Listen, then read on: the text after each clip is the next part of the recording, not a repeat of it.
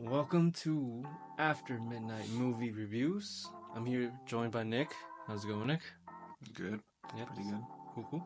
We just came back from watching Civil War by Alex Garland. He's also created Ex Machina. I don't know if you're familiar with that movie. He's also Yeah. directed that. I really like that one. Yeah, a lot of people do. This movie, a political movie, but it's also not a political movie. It starts with our main characters, who was played by Kirsten Dunst, and she's this photographer, but she's kind of numb to all of the things that have been happening around her, just because she's been through it all. But yeah, we have another two characters played by Wagner Moura. He's I don't know. He doesn't have anything with photography. I guess he's just the journalist part of it. Kaylee Spaney and Nick Offerman. So, what'd you think about Nick Offerman? Even though he was only there for 5 minutes? Yeah, he was like very like memorable. That's for sure. I mean, that whole situation, honestly, is probably the only part of the movie that just like fucks you up. Not to spoil anything, I don't want to talk about it too much, but it was very, very good, that part and premise of that.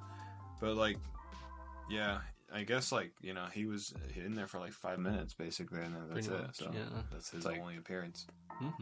The movie's more like a road trip movie, if anything. Yeah, it was like a road trip movie, and then like just to like, you know, see, it was like a good like, what if like the whole, you know, country just went into shit, and they didn't really do a road trip across the country. They just did it like across the East Coast kind of.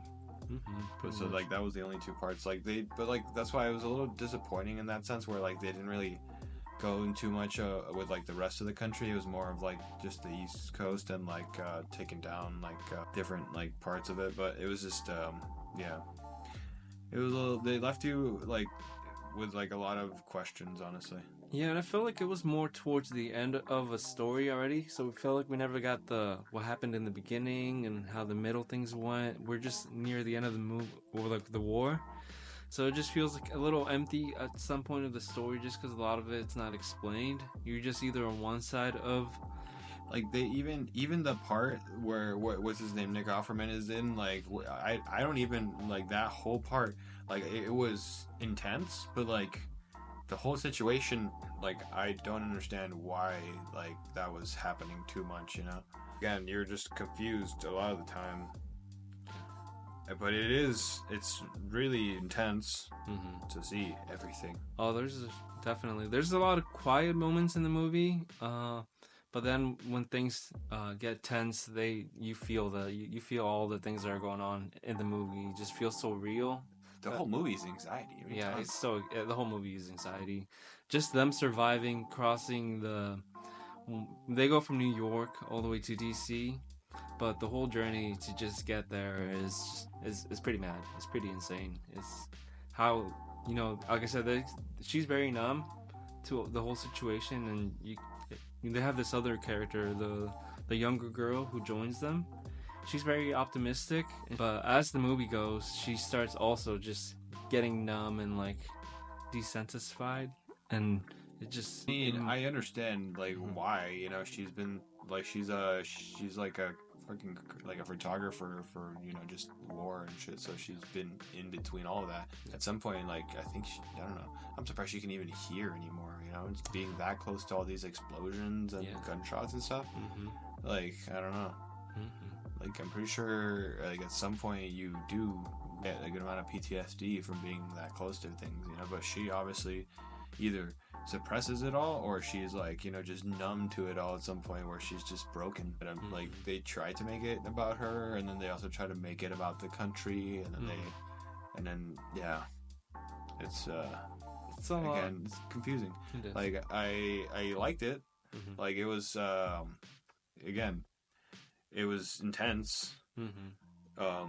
And like the crazy amount of like the an immense amount of gunshots throughout the whole movie. Yeah, like it made the movie way more intense to the point where like you should probably like if you don't like, if you're not used to that, or if you might be like traumatized by that afterwards, you might want to bring like some ear protection, you know, to like you're not like fuck your ears up too much, because I mean I can still hear the gunshots in my ears right now, like ringing a little bit.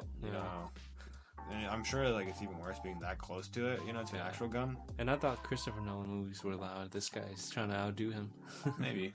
But yeah, it was a lot. Yeah, all the guns and all the explosions and like being in the middle of the war and shit like that made it way more intense. So they do put you like in the middle. That's what's pretty cool about the whole photographer aspect about it. 1 out of 10. I give this.